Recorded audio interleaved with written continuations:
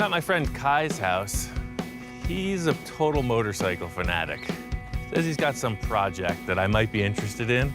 I've been friends with Kai for almost 15 years. He's been an editor for Easy Riders forever, so I know he's got some treasure in his garage. I said, well, come on by and I'll show it to you. I'm amazed I hadn't shown it to him all these years. See some Harleys and stuff.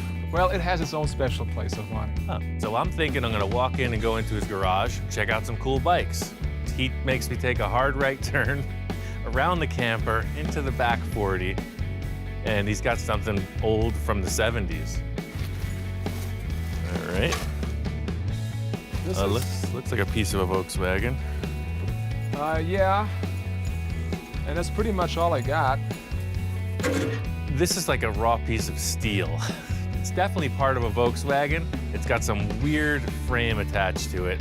The framework was pretty rough, but what he had there was a great looking, old school fiberglass trike. Kai is a hardcore motorcycle guy. He's all about the two wheels, and that's why this trike was on the side. Whoa! Watch your face, coming in.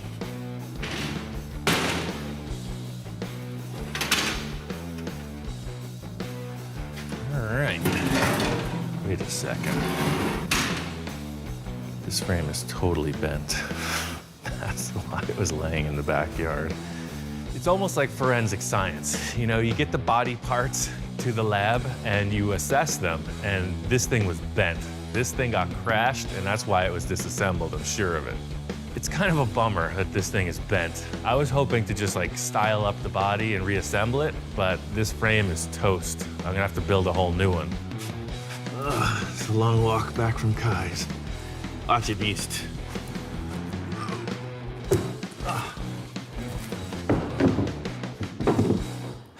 It was just a burning question why this thing was disassembled and thrown in the backyard.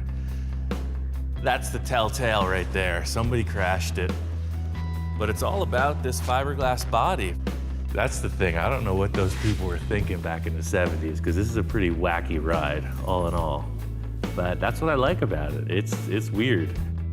Standing on their own, the front is one look and the rear is another look. You got this really cool, almost like a waterfall setup with multiple levels here. And then it goes right back to this strange faceted cubist thing. So it's two different styles completely. It's just gonna be a couple little changes. The first being I'm just gonna rebuild the whole motorcycle.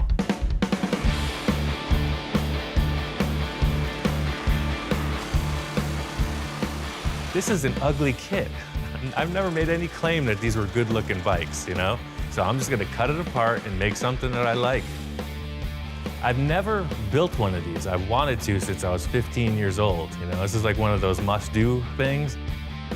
I was actually getting some flack from a couple friends because they said, oh, you said you'd never build the same thing twice.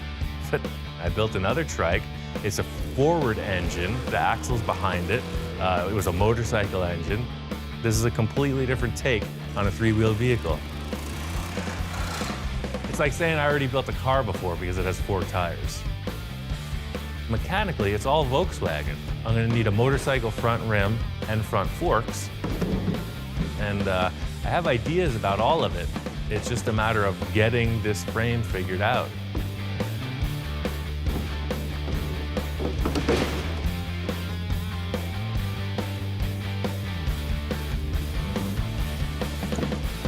Yeah. It's just small. I didn't realize they were this small. Or maybe I didn't realize I was this big. You see pictures of guys on them and they just look like, yeah, you know. But my legs are almost as long as the thing. So the handlebars are right here. It's like a little mini bike. I want my arms like this. Well, fortunately, the frame is trash. So all I gotta do is cut the frame off and I'll just make a new frame. Pretty simple. Yeah. Let's get to it.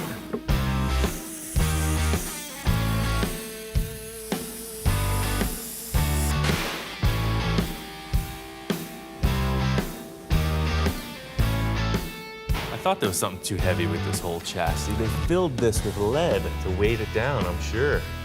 I'm not gonna fill my frame with lead. I gotta come up with something better. So that means you need some weight on the front. I think I'm gonna have to build a very heavy chassis, which is cool. I'll make a cool tube chassis and just try to keep the weight as forward as possible, probably with an 8-inch stretch from where it was. So I'm just gonna cut this fiberglass body in half again, set the back on, and just see where the nose ends up. I'll put it 8 inches away from where it was and see how it looks. We're gonna do a little milk crate mock-up. Hey, look, this has been done by all the great builders throughout time. See, now there's a little more room. Handlebars here. It'll be easy to do. Well, one thing Rich told me about was the rake of the fork, you know, the inclination of the fork tubes. He's talking about his headset being at 58 degrees. So that's where I'm really starting off the whole thing. I set up this jig here. All this is gonna do is put that same diameter tube at a 58-degree inclination. I don't know what that means technically, but that's what the old man told me to do. He's been doing trikes for years, so I'm not gonna reinvent anything. For lack of a better term, this is more of a traditional build. You know, these trikes were happening in the 70s as kits. So just like the hot rodders were all building their cars for the purpose of speed, these things were all built with some kind of weird style in mind. And that's all I'm trying to do with this. So the only thing that's gonna determine the arc in these tubes is the shape of the fiberglass body. I'm gonna use 1.5 DOM. It's 1/8 wall tube. It's roll cage stuff. And I'm gonna come forward with 4 tubes, almost like a truss. They're gonna come forward and curve up below the fiberglass body. The old frame was a really basic shape. It was a rectangle tube with a gusset in it, and no wonder it bent. My challenge is to create a metal structure that's cool looking and super strong. Now I'm gonna try to one-up this design by making it look a little cooler and way stronger. I'm gonna use 1.5 round tube, DOM, it's roll cage material. I'm gonna curve it so that it follows a nice graceful arc, just like the neck of this fiberglass body. And I'm gonna make 4 tubes, kind of like a teepee on its side that goes right up to the headset. Massive curved tube steel structure. Just to fit these up real quick, I'm gonna tack it in place.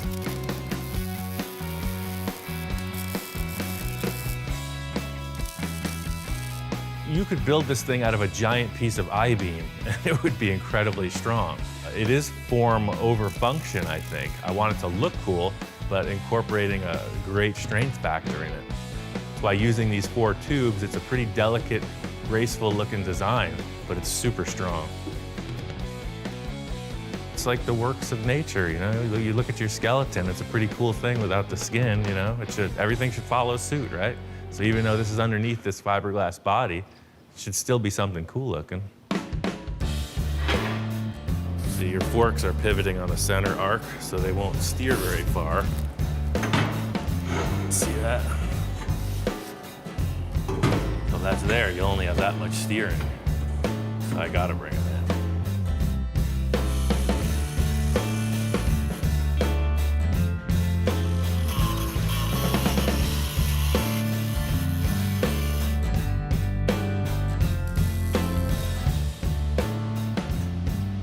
Now it'll steer. See, before the tubes were so wide that these things wouldn't turn, but now it's fine. This piece is gonna get cut back out. My whole concept is just fitting these tubes up to it. That's why I'm only gonna spot weld everything. I'm gonna make 2 more lower tubes the same way as I did the upper ones. Put it through the roller, trim them back. That's next.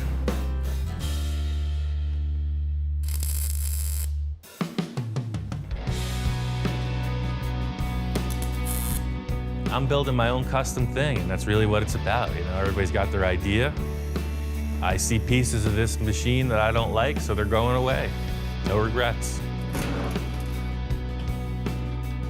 I think I'm just gonna come vertically with 2 round tubes and just some kind of an angle iron straight across.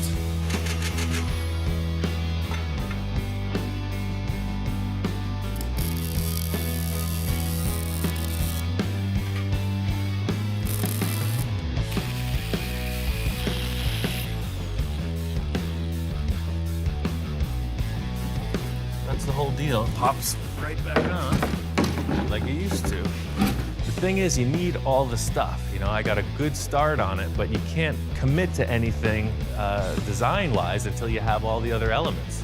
So I still got to get rear tires, an engine, and transaxle. Here we go.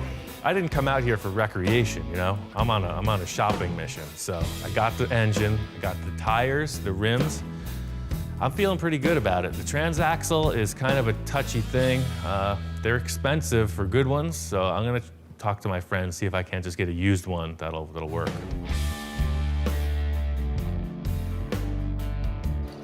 Been drilling all kinds of pieces of metal. All I got from Rich was this fork set, these 2 shocks, and the front tire. So I need to get bolts, bearings, bushings, metal plates, lock washers, the whole deal. The big challenge is to make this whole assembly look good and operate properly. And it's really custom tailored for this bike. Rich's whole take on this front fork was that the Springer forks would be lost up in this big fiberglass body. You wouldn't see them. So he said put the springs down low, you'll see the whole setup right next to the rim. He thought it was a perfect complement for this fiberglass nose, and I agree. This is what I was expecting with the Trike. There's a lot of mechanical stuff that is pretty important, like the alignment of the front tire, the function of the springs on the forks, the pivoting of all the controls. If the forks fail, you fail. Especially if the controls fail, it's trouble. What I'm thinking is if we set this at 58 degrees, like you recommended, then we should be able to just tack weld this stuff in place. Setting up the rake is very important because the old dude says that's what's up. So I'm paying a lot of attention to make sure that it's to his specs.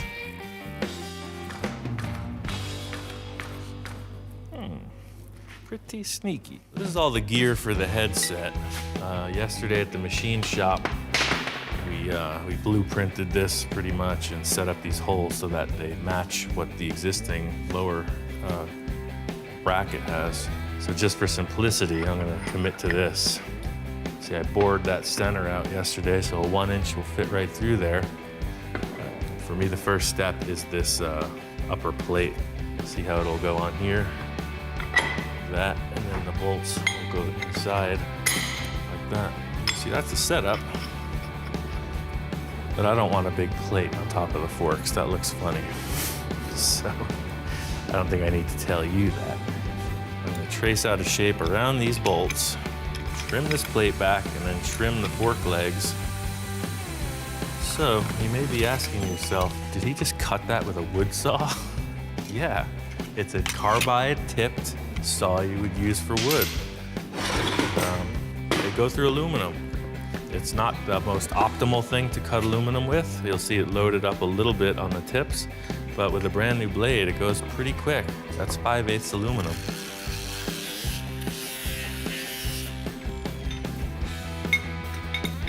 I'm gonna put these in place just to hold them.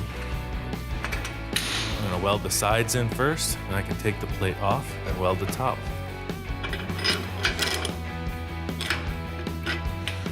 Goes through there. Followed the old dude's lead, and you know, he's done this before. All I had to do, make it my own. My job is done here. 58 degrees to freedom. It's gonna be awesome.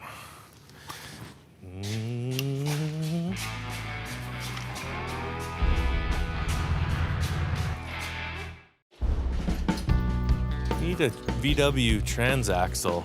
Don says, hey man, I got something, it used to work, it's been sitting for years and I don't want it. So no matter what condition, if he says that it's gonna turn all the gears, then I'm cool with it. It is ugly, but I got some degreaser and a seal kit, I'll make it happen.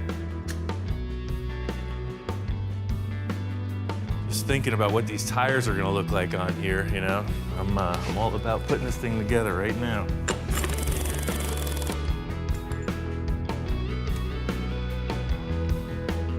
This is the look I wanted, you know? 70s slotted mags, Mickey Thompson Sportsman tires. That's the look, man. This is a 70s machine. Took about a foot out of the fork legs. Spur of the moment decision. It caught my eye. I couldn't stop thinking about it.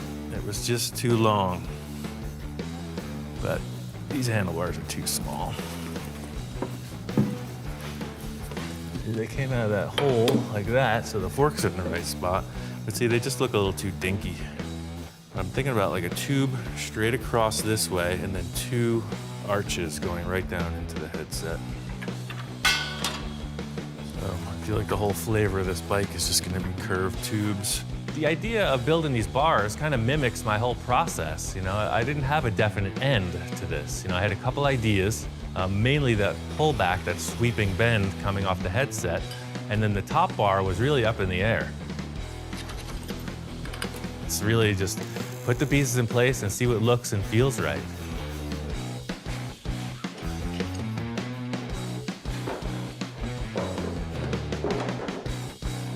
I think I could live with that.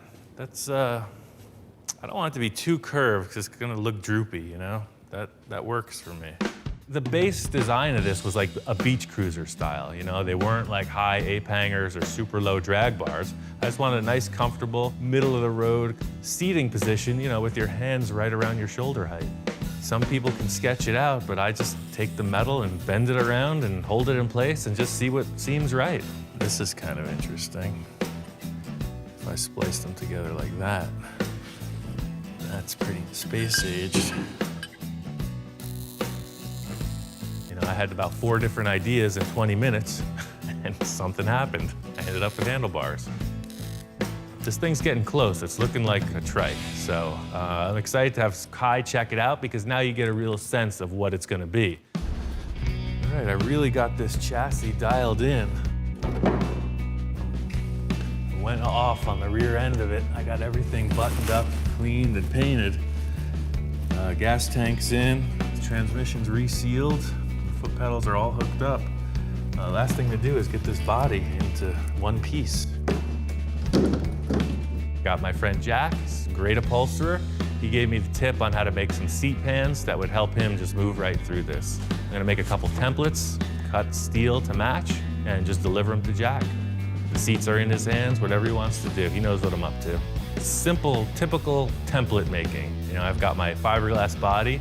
I just make a cardboard template on it until it's the shape I'm happy with. You know, it's easier to cut than metal. So you whittle down the cardboard to the final shape, transfer that shape to the metal, cut it and deliver it.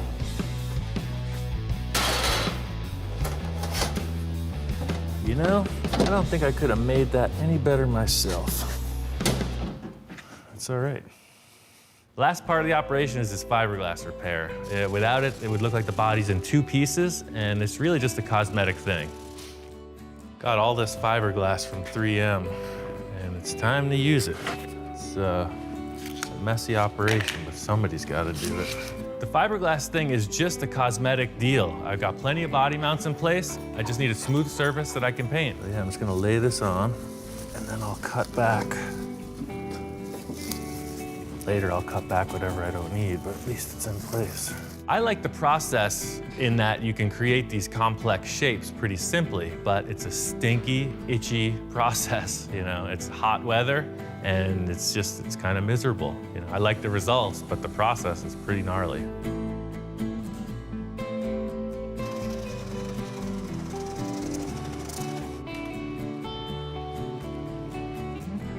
I got all this Elastirap product from Eastwood. It's pretty crazy stuff. It's a liquid rubber coating that you can spray with a paint gun.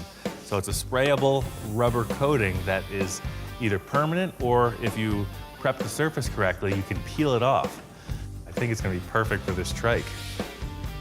I'm setting up a whole series of tape lines that are gonna accent these ridges in the body.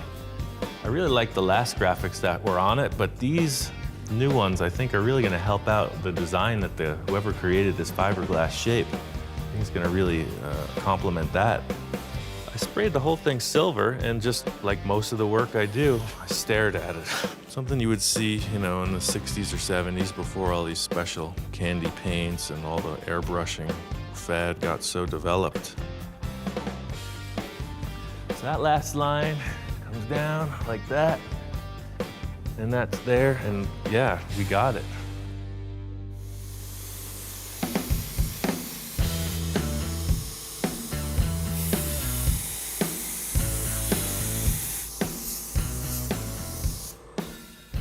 right, it's the moment of truth. My big concern was that this stuff would all glue together. Oh, look at that. Perfect parting line. I was worried that it was going to stretch and create rough edges.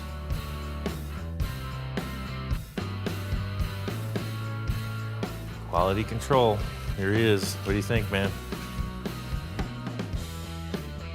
You know, I'm pretty happy with this. It would have been easy to overdo it. So I spent a lot of effort to underdo it. I think it's paid off. Everything here is what I was thinking. The tones are right on. I think if I clear coat the whole thing with this really fine metal flake, it's just gonna give a little pop in the sunlight. And that's it. I think this is pretty classy. It's not overblown. It shows off the body lines. And it's full custom.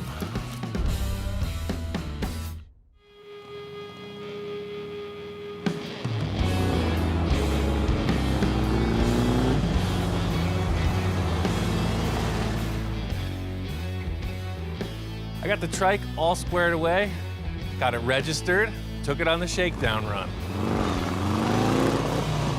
The whole thing was figuring out how to ride this. You don't lean into it like a motorcycle. So before I got on the road, I took it out to the park, did a couple wheelies, a couple slides in the dirt just to see how it felt, how stable it was. And this thing tracks great. The whole thing is that this was purely inspired by other people. There was no check and balance like on other projects. So having the freedom to just do whatever I want, it's really cool. I drove it up here to Rich's in Fraser Park. I felt it was so important to bring it back here and show them, hey man, that you turned me in this direction and here it is. To see him come riding in the front driveway with it was fabulous. Pulling up, I could see Rich's face, you know, he was excited. That front end is terrific. Those are the forks I got from you. Look at that. I made them. These are the shocks, the front rim I got from you. I didn't know I was inspiring him that great. It was fabulous. It looked great. He did the shocks the way I had told him, and then he improved on them by doing the gooseneck the way he did. The hidden frame is marvelous. That's a great idea on that part. I could sell that idea every day of the week. That's a good unit. The way I chopped the body back and the modifications I made, he was into it. That's beautiful. Well, thanks, man. That was the first time I ever put one of these together. Thanks. You're a triker. There we go. We've got a couple old school trikes, new school trike, and Kai has got a brand new Harley trike. He's got it from the factory, fresh, and he's bringing it up here today to roll out with us. I do test rides for Easy Riders and for another magazine we have called Road Iron. And I happened to get a trike for the first time ever. And the trike is great. It's called a freewheeler. It's brand new for 2015. Kai was a naysayer to the trike thing, and now here he is. He's driving 80 miles out on his new trike just to check out the scene. You know, it's a great day. We're gonna go for a cruise.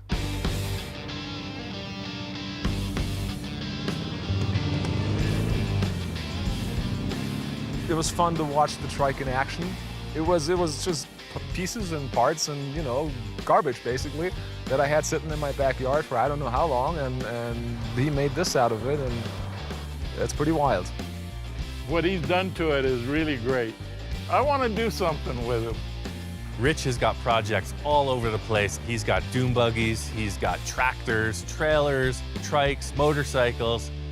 I got a bunch of crazy ideas. This is just the tip of the iceberg.